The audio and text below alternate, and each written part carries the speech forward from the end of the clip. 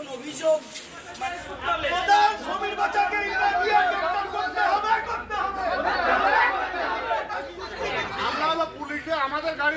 মানে আচ্ছা শুনে আসুক না।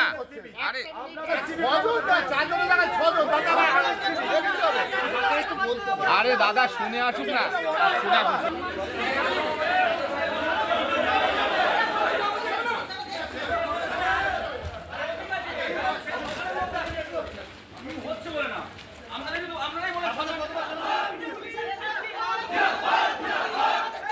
দেখুন, আমরা রাজেন্দ্রপুর খড়িডাঙ্গায় গেছিলাম প্রচারের জন্য এবং ওখানে দুজন বিজেপি কর্মীর বাড়িতে প্রচণ্ডভাবে আক্রমণ করা হয়। আগামী শনিবারে ওনাদের উপরে ওনারা দেয়াল লিখেছিলেন বিজেপির হয়ে, তার জন্য সেই দেয়াল রং দিয়ে মোছার চেষ্টা করেছিলেন, সেটাই আমরা দেখতে গেছিলাম এবং ওনাদের উপরে মারধর করা হয়েছিলেন।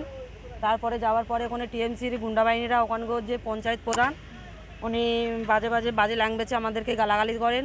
তবু আমরা কিছু বলি না, যেহেতু আমরা জানি এটা টিএমসির এটা করণীয়, টিএমসি প্রত্যেকটা জায়গায় এটা করে। সেই ক্ষেত্রে আমরা আমাদের ভারতীয় জনতা পার্টিতে তো এরকম কোনো ধারা নেই যে আমরা বাজে ভাষা বলি কি বাজে কাজ করি ওনাদের সাথে। এটা টিএমসি পার্টির কাজ, টিএমসি পার্টির থেকে করেছিলেন। তারপরে আমরা চলে আসি তখন আমাদের আরও সদস্যরা ওখানে পৌঁছায়, তাদের উপরে হামলা করে এবং আমাদের গাড়িতে ইট মারেন।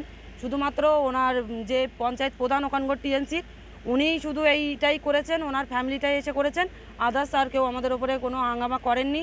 কারণ সাধারণ মানুষ পেছন থেকেই আমাদেরকে আশ্বাস দিয়েছেন আমরা আছি দিদি, চিন্তা নেই।